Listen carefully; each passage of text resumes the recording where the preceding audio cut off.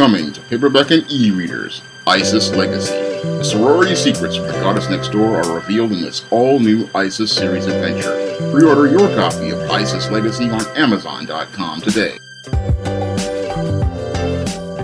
One of my viewers wanted me to take a look at the new Peacock streaming series, Bel-Air.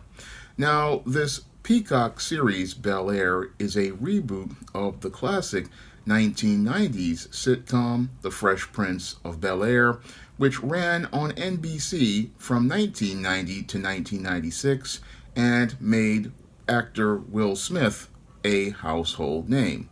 Now, your Will Smith has decided with his wife Jada Pinkett to produce this reboot of the sitcom that practically made him an American icon and has decided to go in a different direction with this reboot by making it a drama. Unfortunately, I don't find much fresh about this Bel-Air series because when I look at this Bel-Air series, it basically comes across like Fresh Prince of 90210. Now, there's a big difference between the Fresh Prince of Bel-Air and your Bel-Air as related to the told tone of the series, and I believe race has something to play with that.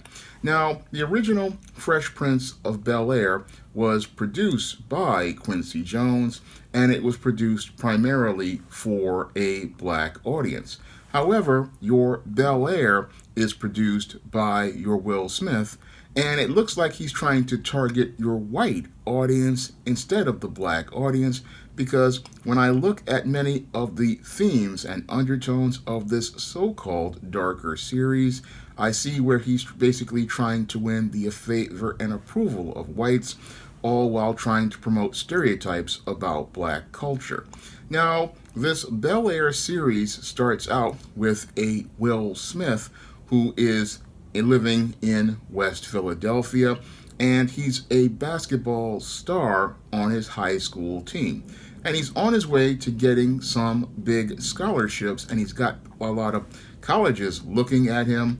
Unfortunately, his whole life is made a mess because of the single mother household he was raised in and the dysfunctional way he learned how to think. That is presented to us in the first 5 minutes of Bel-Air, that your Will Smith is a very much a mama's boy, very emotional, and he oftentimes gets himself into situations he doesn't need to get himself into.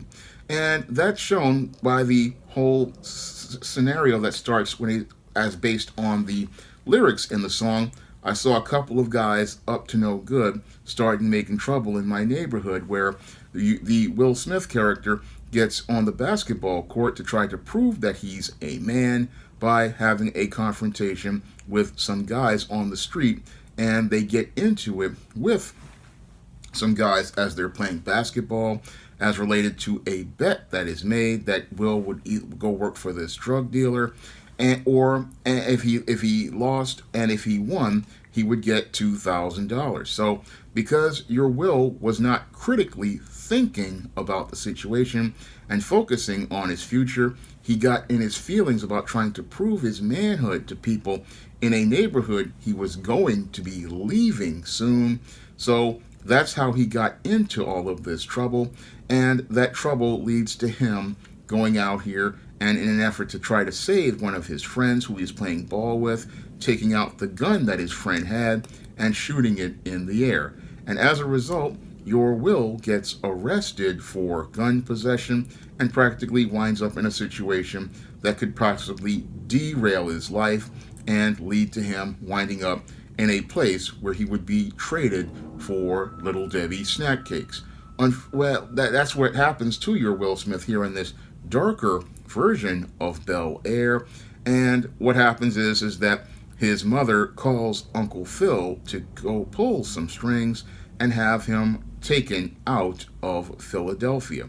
Now, that's where the series starts to go out here and present a Will going to LA, and we're introduced to the new version of Jazz and the new version of Jeffrey. I did like the new version of Jeffrey because they present him as a house manager and not just call him a butler, because a house manager is somebody who manages all of the affairs of the home and takes care of all of the business and affairs of the home. So I really like that upgrade, and I did like the way the actor portrayed him, had a lot of confidence, and I liked the way that he was presenting himself as very strong and masculine.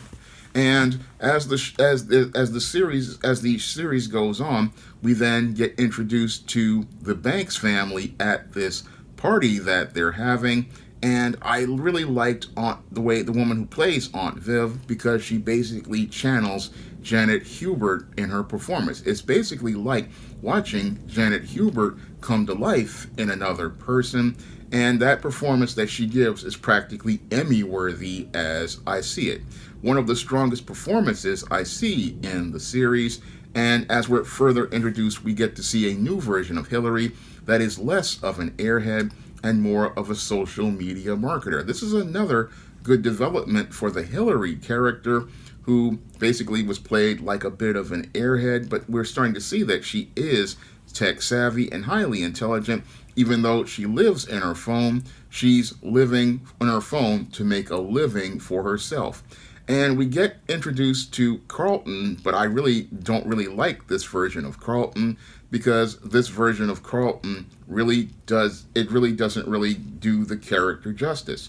Now, the Carlton Banks character is a very multi-layered character, and they just see him as basically a goofball from the sitcom, but he had a father in his life, and he had a father to give him guidance. And that father was basically the whole contrast between Will and Carlton. And that's one of the things people really don't understand, that Carlton, because he had a father in his life, was more disciplined, but in some ways he was a bit naive. Now, as somebody who has worked with guys who have come from these middle-class kind of households, I know that, yes, some of them might be a little less socially naive as related to street situations, but many of those guys could handle themselves in situations with other beta males, like Will had run into on those street corners, or some of these predatory females that guys will run into and get taken advantage of. And as we get to know the Banks family, again, we get to see a lot of interesting takes on them, and we eventually come up to the father, Uncle Phil, and Uncle Phil is very different from the Uncle Phil from the sitcom. The Uncle Phil from the sitcom was a big, fat, black guy, but this guy is athletic, and he's also very strong, and he is very masculine. I mean, the Uncle Phil character, he has a good control over his household and is a strong leader. And that was another thing that I liked about Bel-Air, was at least they made Uncle Phil a bit more strong as related to his presence, and made him a stronger leader who had complete regulation over his home. Now, your Uncle Phil says he's going to send Will to Bel-Air Academy, and that's where the series starts to really become 90210. And that's something I really had an issue with, because the strengths of the Bel-Air series really lie on the Banks family and the relationships of the Banks family. And it also, one of the strengths is showing us how the Banks family's family structure is the thing that is going to help Will.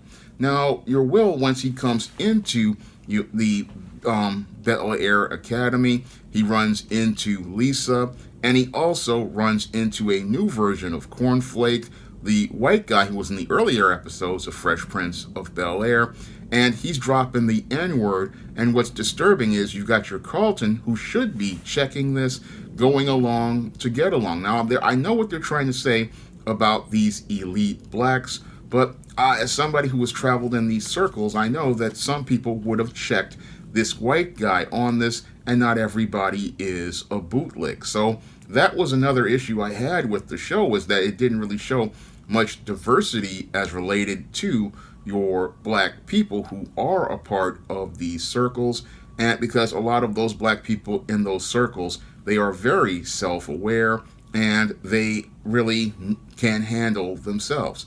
Now, your Carlton is basically, he's shown to be a bit of a bootlick and a bit of a simp, because as we start to see the stories develop for your Lisa, we start to find out that Carlton and Lisa have been dating, and your Lisa has basically been transformed into Andrea from 90210. Now, Andrea from 90210 was somebody who didn't live in Beverly Hills but went to Beverly High based on trying to live with a relative. And what they're doing here with Lisa is saying that she came to Bel-Air Academy on a scholarship. So they've turned Lisa into the whole Andrea from 90210. And I really didn't like that whole aspect, because I felt that the Lisa character should have been somebody who could go out here and show the female side of black wealth, to be a contrast to Hillary, and show us that there's more diversity of thought among black people in these social circles. I thought that was something that they just did to try to make the story more soapy, and it really just comes across as really weak. But it was something that Will put into the story, Will Smith put into the story, to try to condense the story. And that's the other issue I have with Bel-Air, is that the story feels really like a condensed version of The Fresh Prince of Bel-Air, and basically feels more like a Fresh Prince movie than the beginning of a TV series. Now, if you wanted to take all these storylines and put them together and make a Fresh Prince movie, it would probably be quite compelling, but it wouldn't really be true to the spirit of the material. And this darker version of Fresh Prince, called Bel-Air, really doesn't feel like the old sitcom. It just, again, feels more like a rehash of 90210 with black people, and the more interesting elements about black people really don't get the development that they really need. I mean, the Banks family is the most interesting aspect of this series, but Will is the lead character, and his whole presence and behavior come across as very stereotypical. I took offense to a lot of what they presented in the early aspects of the show, when those first 5 or 10 minutes in West Philly, because that was basically a lot of old stereotypes being brought to life on screen. The black boy who comes from a single mother household and loves basketball, and then he's getting involved with these street drug dealers, and all of that came across as really stereotypical. And then later on we get some aspects of the black elite which also are presented as stereotypical, like your detached Carlton and him going out here and defending white racists, which I really didn't like. And I also didn't like the whole idea of this just generic story of, oh, Carlton dating Lisa before Will, because that really makes Will look like much of a simp, even though he is a bit of a simp. And he really doesn't really add much for things here. But there could be a possibility for room for improvement for Bel-Air, but I don't know about this series, because again, it feels very generic, and I wasn't too happy about seeing Carlton going out here snorting up drugs. I mean, that was something I did not like seeing, and a lot of stereotypes about black people in this series. And this series, the original Fresh Prince of Bel-Air, was originally meant to be positive, but because this series is designed to present a white person's view of black, that's why this series has so much darkness in it, because it's meant to appeal to whites. And that's why it just basically feels like, again, Beverly Hills 90210, and it just feels like a soap that's filled with black actors. And basically, Bel-Air is just Bel-Air 90210 with black actors, and it's meant to show us the dark side of black people and not really show us that balanced, humanized picture that we would get from a black producer who was like a Bill Cosby or a Quincy Jones, who would want to try to present a more balanced picture of blackness. And that was one of the things that really is missing from Bel-Air, because Will and Jada Pinkett Smith are very detached from the black community, and because they're very detached from the black community, they cannot really give us an objective picture of the black experience. Because when I look at Bel-Air, all I see is a white person's idea about the black experience and showing us all of these different negative pictures without trying to show us how things are framed in context. And that's why I call it Bel-Air 90210, because again, most of the storylines here is supposed to be, again, a darker reimagining of the Fresh Prince, similar to what the CW tried to do with its disastrous series Riverdale. Unfortunately, just like Riverdale's Chuck Clayton episode, there's a lot of black stereotypes being presented here as stories about the black experience, and we're not really getting that balanced, humanized picture. Now, this is just my assessment of that first episode, and I really, while I was impressed with the production values and a lot of the acting, the stories need a lot of work. And the work that the stories need are to, again, show us a little bit more balance, a little bit more diversity of thought, and a little bit more diversity as related to black culture, and showing us that picture of the black elite. Because when I was out here and I was working at companies like Strive, I was working around black men who were very successful.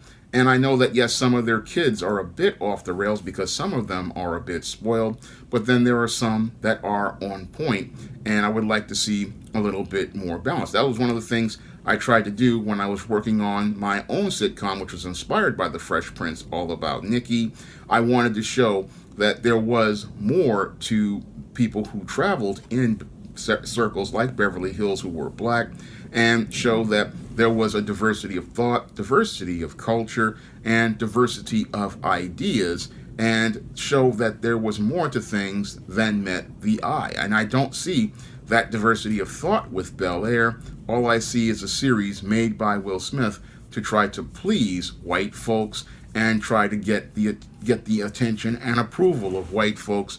And basically, this reboot was one that I believe needs a little bit more retooling, because yes, while we do need a dramatic series that features black characters, we need stories that put our experiences in perspective. So this was a video that was requested by one of my viewers, and if you want me to make a video based on your request, you can send a donation to the Cash App and I will make that video for you.